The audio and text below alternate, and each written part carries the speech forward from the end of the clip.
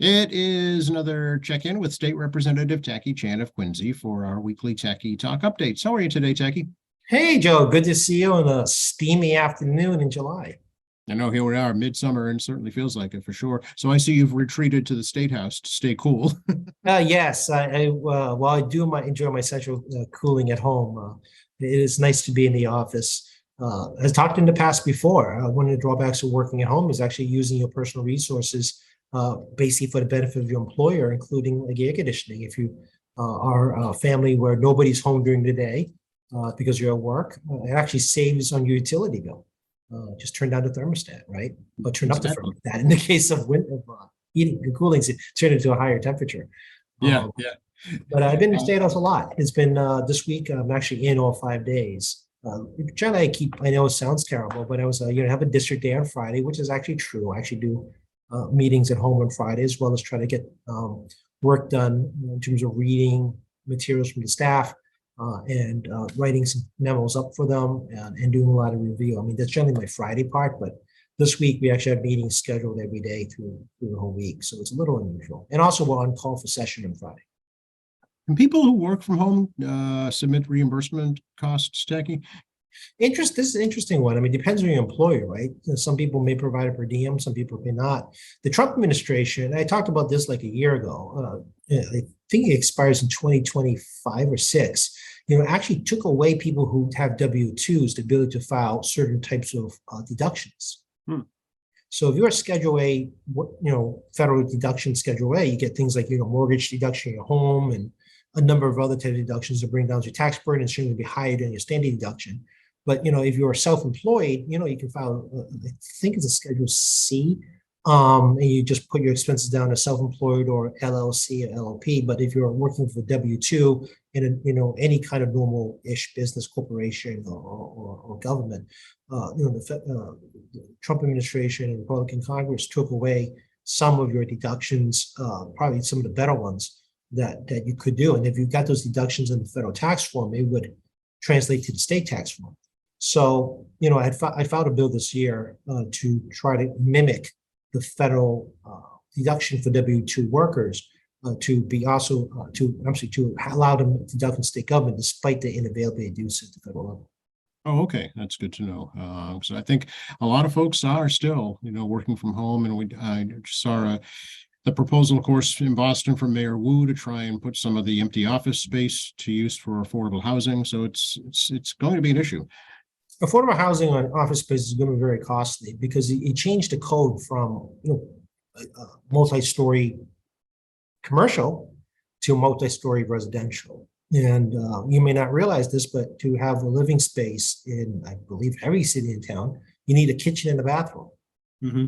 Yeah. So you start gutting office spaces because you have a shared bathroom, and most places don't have a kitchen in office spaces. Maybe a little office space like a microwave, but not a full blown kitchen. To have commercial real estate folks do this massive conversion is not going to be cheap, and they're going to have to take out new loans. And loans are floating in between 6.25 as high as 7%, and the Feds are likely going to jack it up again in July, another quarter percentage. So I get it. I mean, you want to create affordable housing. There's underused commercial space. You have to do something with it. Depending on the circumstances, every circumstance is different with a commercial landlord, whether or not they already have existing loans, pre-inflationary period, pre-COVID, or they're going to have to take out or find new capital, take a new loan out, or new investors to do massive rehab on commercial space. Good idea. Not saying that, but there is a legit financial component for these folks to try to figure out what the math makes sense. And if it's affordable, it has to be below market rate. And all of us know Boston and Greater Boston, very high market rate. Right. Yeah. And to use it to address the homeless situation, the same costs would have to be incurred because it still has to be a habitable space, right? That's correct. Her own building department or inspection service department, will have to sign off any kind of conversions regarding this type of space, to be honest with you. So that means a new architect, new engineer, new different kind of codes regarding individual units. And then, you have to kind of figure out what the market rate is. And then if, Mayor Wu wants to put up some city money or find appropriate state grants, for these private developers to create affordable housing, there's going to be those subsidies. So we already know the federal government pretty much froze Section 8s for a very long time, Section 8 vouchers. And, MSRVP, which is the state version of Section 8, we've been putting money into that for the last 8 years to try to help alleviate some of the housing price issues with residents. But still, it's not free. People think it's free. It's not. It's greatly reduced, but you still have to pay about 30% of the market rate in the geographic zone pursuant to the federal government and meet certain income guidelines. And you cross those guidelines, you could lose those vouchers on trying to help your housing costs. And even then, landlords are required to go through a review process to be able to take a Section 8. If the federal government and state government review, basically the housing authorities review of your property does not meet livable standards, you can't be qualified to receive this voucher as a landlord in payment. Yeah, it's going to be interesting. I'm sure it's an issue facing a lot of major metropolitan cities across the country, with, just given the whole changing workplace. Yes, I mean, San Francisco's having a huge crisis. New York City, Manhattan's having a huge crisis. If you look at Boston Properties, which is a company which owns a lot of commercial real estate nationally, they're having a balance sheet challenge. And then, that WeWorks, for example, one of the most famous ones where they got themselves into a situation where landlords can't get rid of them. WeWorks is a shared office space business. People will rent a small amount of space that they rent from a larger landlord, basically subleasing. And, landlords are kind of trapped in this situation where if they get rid of a tenant, they get no revenue. And that companies having trouble generating revenue because people are working from home. They don't need a sublease small space. Right. I'd be curious to see if, some of the big tech companies that moved out to the suburbs, years ago, the big industrial parks, look for smaller spaces back in the city. That might be an option too. I agree. I mean, if you're a biotech company, for example, lab space is something you can't really substitute at home. But, you also, because of the cloud system and secure servers, you're able to, work from home on certain things. And you probably did at one time. But I mean, some things you can't replace, human interaction. And some folks want to, for example, see their banker, right? Yeah. They're more comfortable with this face-to-face and they actually look at the paper in front of each other much more easily. So we're going to continue in this kind of like new world we're living in for some more time as people continue to find and adjust what's best. But I will tell you, the Boston traffic has significantly increased this week, not just because of the Summer Tunnel, which has just compounded it even more. It is taking more time in the morning and the afternoon. It's very hard to determine what rush hour it is. Before COVID, it was hard enough. Now I think every hour is rush hour. It's so bizarre the way the traffic patterns have changed, and you have to wonder where are all these people going? Yeah, agreed. I mean, I'm aware that some places have moved to like 4 or 3 day, at home work, and it's not like always the same day. And we're hit summer, and for well before COVID too. I mean, people are taking Fridays off, and Thursday becomes Friday kind of traffic. People trying to get to where they're trying to get to. Particularly when you get to the late day hours, as people are trying to get to destinations. And I just want to remind folks, the Summer Tunnel is closed, but even though we live south of Boston, has massive traffic implications for us because the Ted Williams Tunnel has become the alternate route. So, trying to get to the airport, please allocate a very significant amount of time, more so than you normally would. There's Logan Express in Braintree. There's obviously using the Blue Line for free. You have the Silver Line and South Station, maybe if you want to avoid the horrors of the T, let's call it what it is, you may want to try to take, Lyft or Uber to perhaps to a South Station or JFK Station and, go in from there. If you're in Boston, you work in Boston, if you're lucky to have a parking space in Boston, perhaps the Blue Line is an option. Perhaps, being close to South Station, just walk down to South Station, take the Silver Line.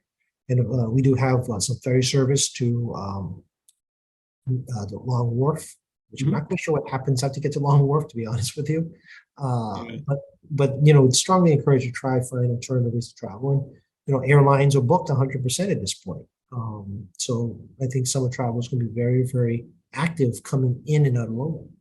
Oh yeah, no question, that's for sure. So is the fact that you're in the State House Jackie, mean that we have a state budget imminently ready to go? Unfortunately, I do not have any insight on the state budget. I put some speculation for you all without actually substantiating it, but that's based on my experience in this building as opposed to somebody handing me a piece of paper what the plan is. We are going to work on a supplemental budget tomorrow.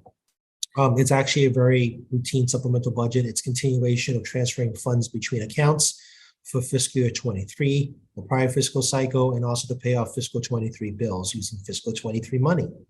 No kidding, right? That's how this works, right?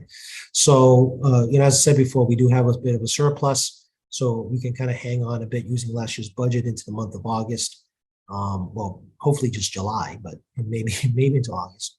And we're going to get our bill paying done in interim fiscal 23 using fiscal 23 funds. So tomorrow we're in phone session. I'm going to tell you it's not going to be very exciting debate because it's paying bills. I mean, I stimulating, right? That's one of my least favorite chores at home. So I'm sure it's yours there too. Oh yeah, I looked at the sub budget this morning with deficiency. When I was young, we referred as deficiency budgets. So I was looking at it this morning, and I'm like, oh, this ain't exciting. Well, I mean, speaking of exciting, the lottery's booming.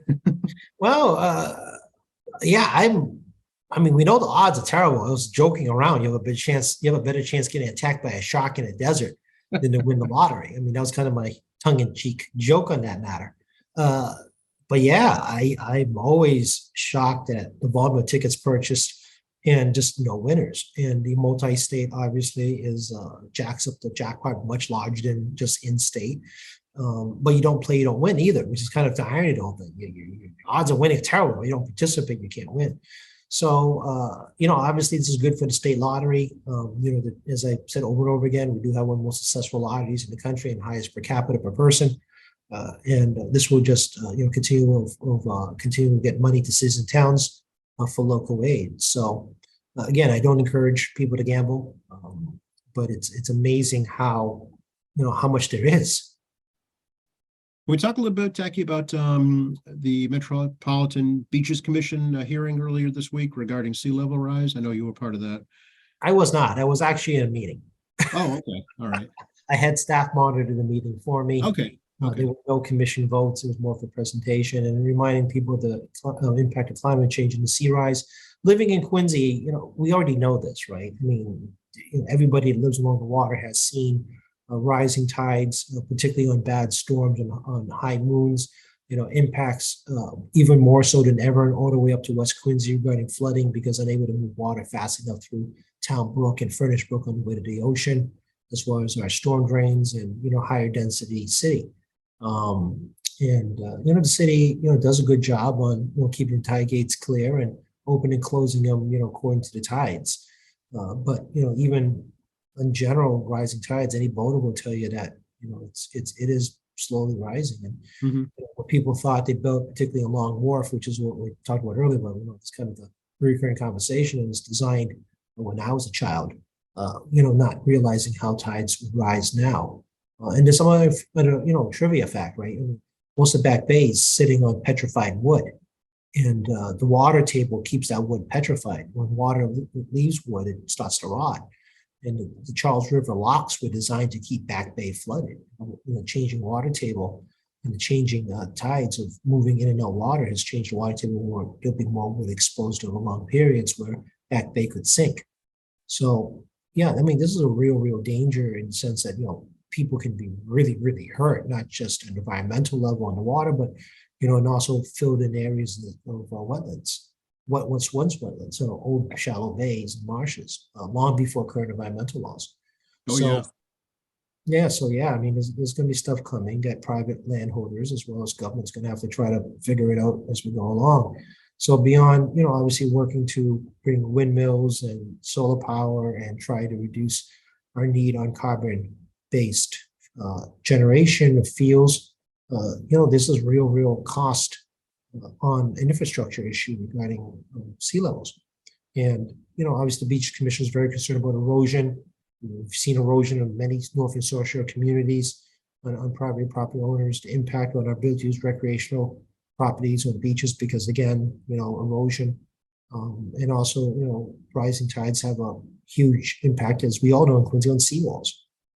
Yeah, absolutely. I saw some of the renderings of the scenarios, that could take place given sea level rise over the next, I think it was like 1 year, then 3 years, then 7 years. In 7 years from now or something, there could be another 6 feet of sea level rise right along the southern tip of Wollaston Beach. Yeah, no, it's quite real. But again, there are also scenarios based on different circumstances. It's Right. hard to tell where the world will go, right? Well, in Massachusetts, every resident, as well as the state and city governments and town governments, can do their part. It is a global issue. And it's also encouraging other industrialized nations who want to participate on trying to reduce carbon emissions. And it's also for health reasons. I mean, I am aware that carbon emissions causes asthma. But this is not a mystery. Places like China, trying to reduce carbon emissions, not necessarily just because of the climate change, but also healthcare reasons, the famous smog, right? And we've already experienced this ourselves with the forest fires in Halifax, which resulted in everyone from Chicago to Boston receiving some level of very poor air quality, and everybody, potentially impacted, on a respiratory level. And you also saw during COVID, when the world essentially shut down, how quickly air pollution just kind of vanished. Right. Yeah. Seeing as we're on the topic, let's talk about the most recent event, the terrible flooding out in Western Mass, southwestern New Hampshire, and Vermont. Yeah, I mean, on the coastline, we've seen more than one 50 or 100-year storm, seemingly much less than 50 or 100 years. Last time I remember there was a huge road washout, was probably right before COVID in like 2018, 19. I'm trying to remember exactly what, but they like wiped out Route 2. I think my good friend Gail was still alive, representing that region, North Adams. There's this road out there. Maybe it was 18. Okay. Maybe it was 17 or 18. And there was a huge road washout. And it's scary because, it's inland. And you saw Mount Pillier video where the capital of Vermont, it has like 5 feet of water, but like through the whole city. It isn't just like a little piece of it, the whole city. And these dams that were designed to help basic economic development because, water retention, you get drinking water, you can use hydropower depending on the dam, but also allow economic development downstream when building communities. I mean, they were in danger of overflow. And, these towns were created a long, long time ago. Right. Yeah, it's very scary that you have these probably essentially 75 or 100-year storms just pounding upstate Massachusetts, through Vermont, New Hampshire, and upstate New York. It's pretty devastating to see. And I know that the governor is out there today, actually taking an aerial tour, parts of Massachusetts that have been impacted. Yeah, and I think some MEMA folks went up to Vermont too to help Yes. coordinate emergency response. They've never seen anything like this. I mean, you give them a blizzard, Vermont people know what to do. Right. You dump, in 40%, enough rain that represents 40% of rainfall for an entire year in one day in Vermont. That's a different kind of disaster. Massachusetts, sadly, can and does see every type of disaster short of an earthquake.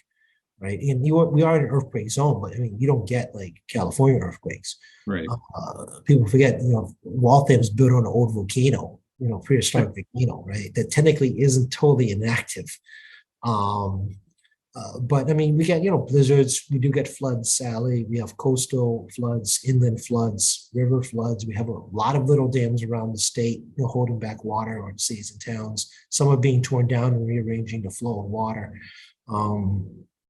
We have a lot of experience on this stuff. So, obviously the state's very healthy and does want to help our neighbors around us, to help organize and plan how to do emergency management. And you don't know. I mean, if a dam may have more structural issues, God forbid, Montpelier could be in more danger. You just don't know. So, we send some experts up with their experts and they'll consult and see what's the best move next up in Vermont. Yeah, we certainly keep them in our thoughts for sure. We talked a little bit about, I read just this morning a piece of legislation regarding firearms, ghost guns in particular, and plans to kind of rewrite the state's firearms regulations. Yeah, I heard that from you this morning too. So Yeah, that's where I heard it from, Tacky. I got the news from you this morning on the guns. Uh, we've seen variations this before. Before Maura Healey became governor, she was Attorney General. And one of the first things she did as Attorney General was to redefine assault weapons for the purpose of assault weapons ban. We saw this with Governor, well, wannabe governor, but then Attorney General Tom Riley, who went after Smith and Wesson regarding liability on gun sales. And change some regulations on that, which is, inside their purview. It appears that, Attorney General Campbell is looking to deal with ghost guns, which are untraceable guns. The guns that are made at home, which is not illegal, but is illegal for you to not register the gun. Once it's an actual gun, right? Yeah, that's correct, and that's the issue that law enforcement is dealing with. This is called ghost guns. They're invisible. You don't know where they are on serial numbers. So she's trying to, it sounds like, based on what you tell me, because you're the one that reported it to me, that she's trying to establish some regulations about whether or not you can have a assembly with gun at home, and greater requirements to ensure licensure. And she's probably going to look for some penalties from the legislature for non-compliance of licensing a homemade, self-made weapon. right. Or that, and also maybe these manufacturers that make kits that you can make a gun from. Maybe you need a license even to buy a kit. But we don't know where the kits go. Right. I mean, let's be frank about this. It isn't like, someone orders a kit, you're not a licensed gun holder. You can. That's like having just like having Legos, and Yeah, I'm not aware that you have to be a licensed gun holder to get a kit. I'm not aware of it. Yeah, no, I don't think you do. I think that's right. Or, I mean, they can make them now with these 3D printers even. Well, that one definitely don't need a license, because there's no way anybody knows you got a 3D printer to create a plastic weapon that can get past security, perhaps. Security, new machines are much more better at identifying silhouettes inside your baggage. Right. But the idea of plastic firearms or plastic molded metal, whatever. I mean, 3D printing is a little more than just plastic. You can mold things on hard materials to create parts at home. And again, a different type of ghost guns. That whether it's kind of died down a bit. I don't know if anyone's noticed. That was a hot item right at the end of the Trump administration, right into the early Biden administration. And that issue has quieted down a lot, I've noticed. I'm not saying the issue isn't out there, but I'm not reading or hearing about it like as much as before. Yeah, no, nor have I, and I don't know why specifically. But we'll see where this goes. Yeah, we'll see where it goes. So I'm not saying there's people nefariously buying weapons for illegal purposes in terms of building a kit for illegal purposes, but not registering the firearm is very problematic. Yeah. Something else I was reading not too long ago about requiring folks in the beauty field, hairstylists, barbers, cosmeticians, to be aware of domestic abuse among their clients. Yeah, I have that bill. It's in committee. Okay. So one thing about licensing professions is that you want to make sure the continuation of licensing a profession actually is relevant to your job.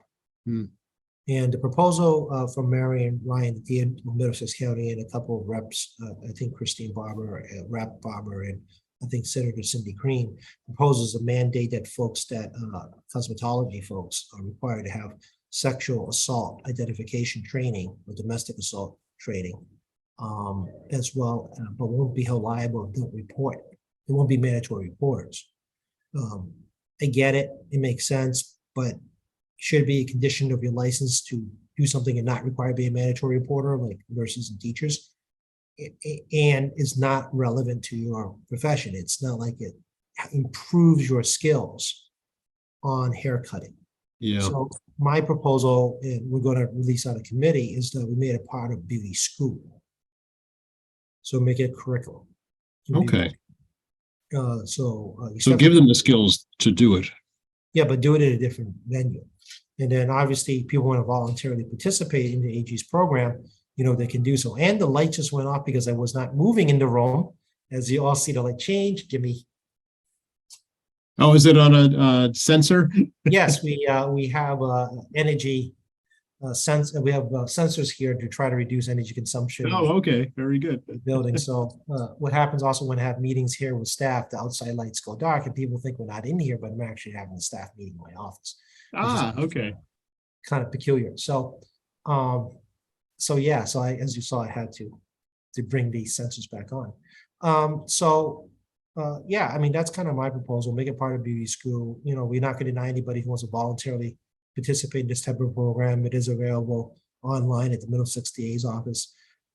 But as the guy who does licensing stuff, we want to make sure that people are licensed in their profession at the highest education level. And continuing education is to continue to improve your profession and stay inside a scope. Yeah, yeah.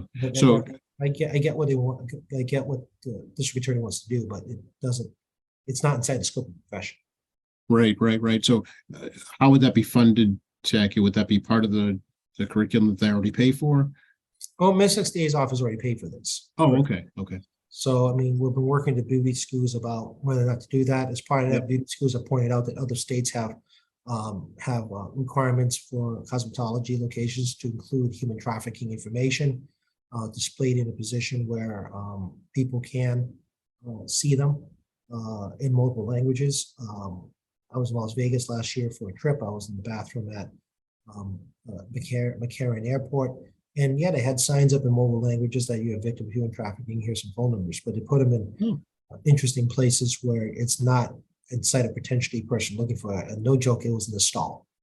Really? So yeah, you're on the toilet, and then there's this sign in front of you. Things like information of how you can get help if you're being human trafficked. Well, I mean, it got your undevoted attention, that's for sure. Yeah, and the idea is that hopefully there's a degree of privacy. Perhaps your how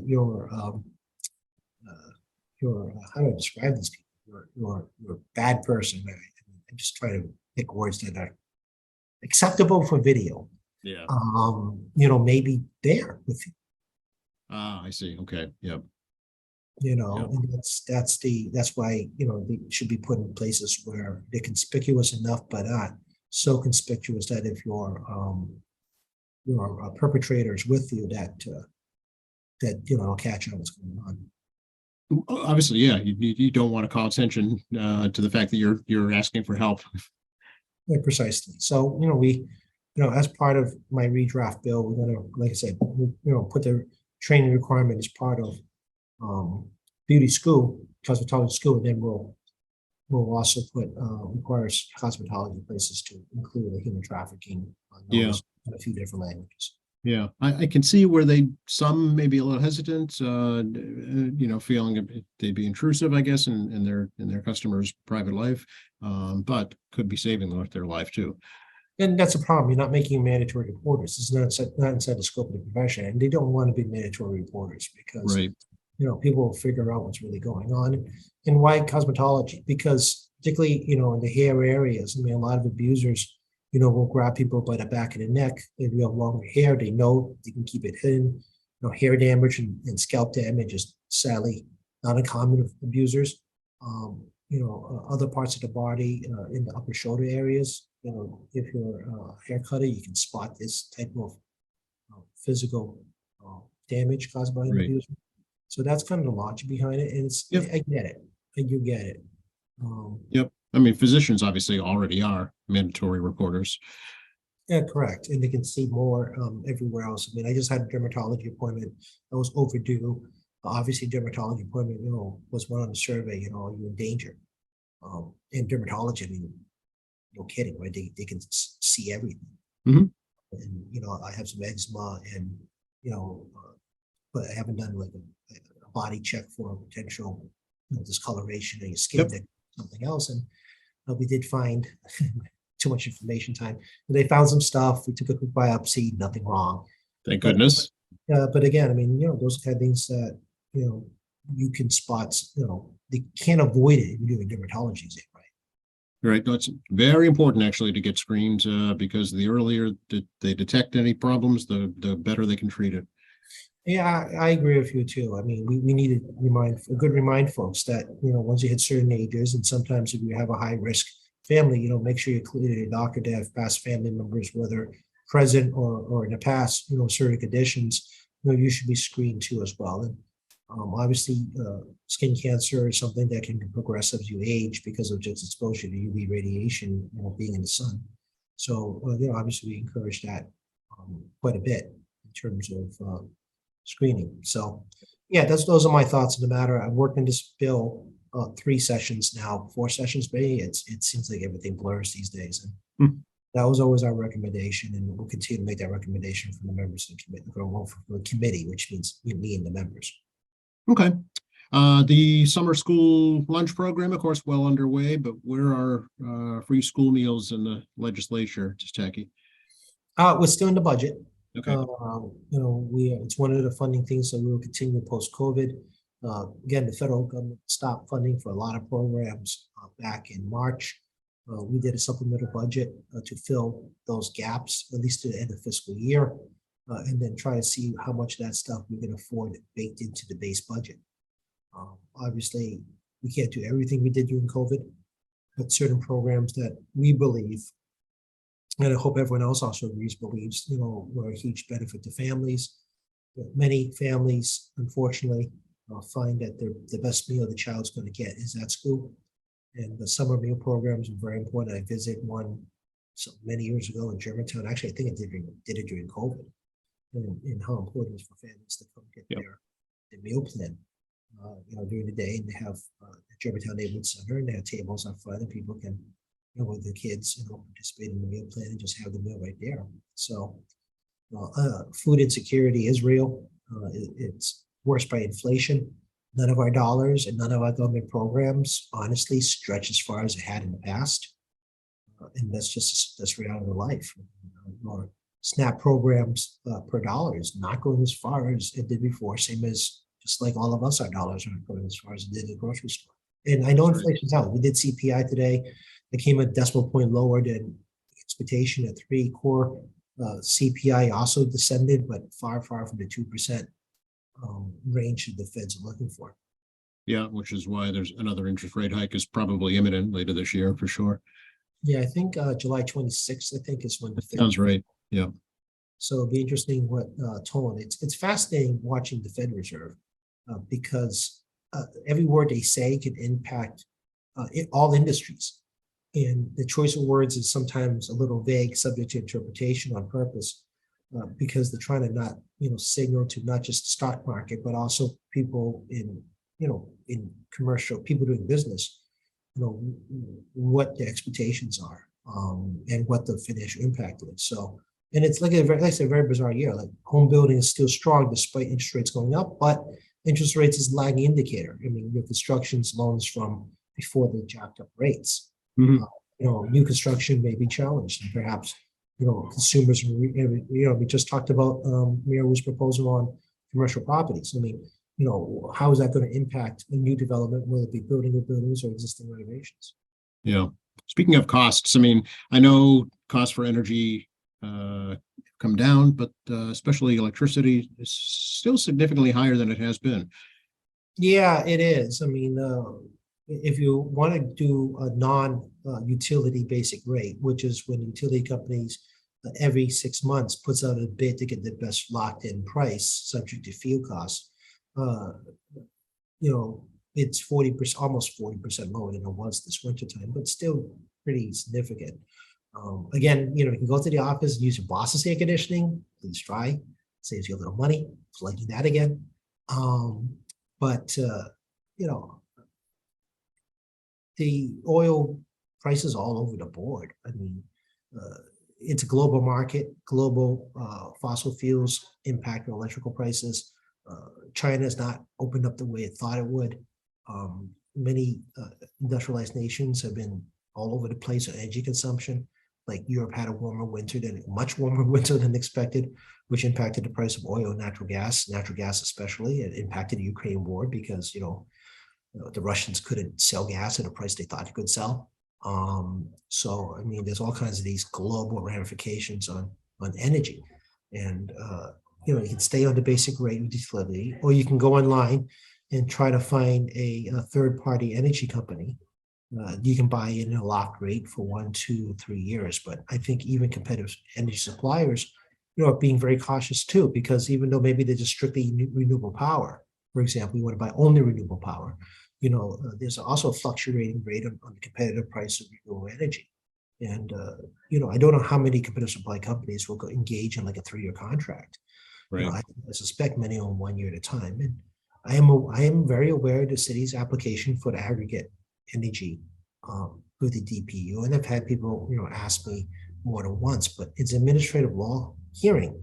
As a guy who stood before DPU in the AG's office is aware of.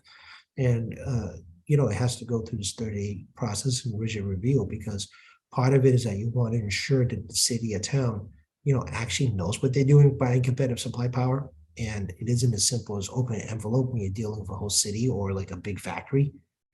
You have to like start projecting out what your expectations are regarding pricing. And that's everyone thinks they can do that for some reason. And I've dealt with experts, and I'm an expert on this in terms of identifying future power costs, but there are people who get paid really big money to try to figure this out. Oh, yeah. This is a specialty engineering, skill that's required. Yeah. Yeah, it's not just simple as, we just put some RFPs out, because it could blow up in your face.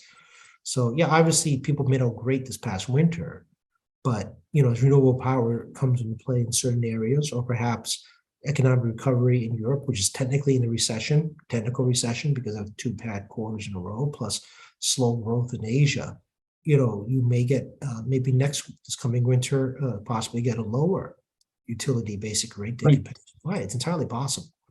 But you're locked in at a higher rate. Again, you can't predict the market, as I'm telling you now, on energy as easy as you think it is. And like I say, you have experts whose job is to try to project out energy costs, not just fossil fuels, but also renewables, because it's a constantly changing environment, doing that. And again, also Congress is now reconsidering nuclear power in certain places. Yeah, exactly. I know. Conversations back, near zero, well, actually is zero emissions, is nuclear power. There is no emissions. And modern nuclear power is in the days of the 70s, but politically unacceptable. I mean, the reality is people, look at basically 2 major failures on operator level with 3 Mile Island and Chernobyl. Chernobyl. I don't know how come that slipped out of my mind. Yeah. And one natural disaster in Fukushima. Right. But comparatively speaking, you've seen, what happened at the NWA windmill. That is not unusual. That does happen. And that was a non-functioning windmill. It just looked good, but wasn't working anyway. And you also have bad rains, for example, natural washouts. If that was in the area of a lot of solar power, yeah, you wouldn't have a solar field anymore, right? That's right. Yeah. You destroy the underground wiring, and you got a problem. So, it isn't like renewable power isn't subject to weather and climate change just as much as everything else. So, while there's only been 3 major nuclear incidences, and Chernobyl obviously had a much higher death count than the other ones. There's a huge public sentiment against it. While, conventional fossil power generation has adverse effects on people's health, as we talked about. Construction can also be equally dangerous. Same thing with renewable as well, where you have to you have to use a lot of energy to build renewable. Silicon is also very toxic. These faults are always going to be a feature of our problems regarding toxicity of land waste. You still need some fossil fuels for grease, right? Windmills don't turn without lubrication. That's right. Yeah. Even electric cars have ball bearings that need grease. Yeah. Yeah, and try to reduce the use as much as possible. Yeah. But nuclear can go 100 years, and depending on the tech, the French and Japanese have very good technology. You could go 100 years before you deplete uranium, or perhaps more. And they're also learning how to recycle uranium. Yep. So I mean, European nations as well as East Asian nations, have been trying to figure this out for years, and they have no land. I know people talk about Yucca Valley, Nevada, and I've actually been on conference calls in the AG's office about nuclear waste storage, which was not very exciting, as you can imagine. But those places with less land space have been trying to maximize uranium as opposed to minimize and dispose, because I don't have as much disposal land than the United States does.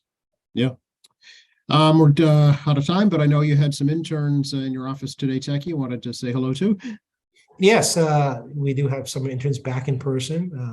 I think the intern experience in person is much more valuable as you can engage me directly and my staff and next door suite staff and other legislators around us. And we do have what we call the intern series talk. I had been doing this for a long time as a former intern myself, who once was sitting not in that room because it was a much different program when I was younger. It's good to, share some thoughts of how I got here, share some thoughts of what I've been doing, but also most importantly, answer their questions. So, I got good questions about, affirmative action, alcohol licensing, got some questions about data privacy and GPS geolocation. We talked about that on the podcast in the past. Got some good questions about, where I'm from, how I got here, what I consider, critical pieces of legislation. It was a very engaged group, a lot of high school seniors and college students, and they're from everywhere. It's all over the state, and some are international students too, who are colleging in the U.S. and decided to learn about government. And, let's be frank, it's easier to get to the State House than to DC. This is very true. And it's easy to get a hold of you too, right? Well, as you see, I'm in the office. So 617-722-2370, 617-722-2370. It'll pop up on your screen if you watch the YouTube.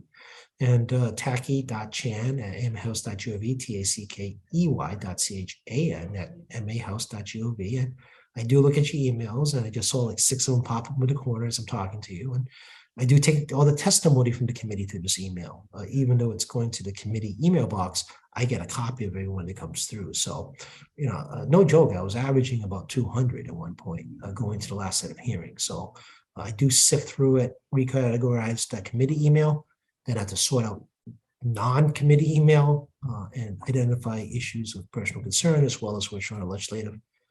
You don't hear back, definitely give us a call.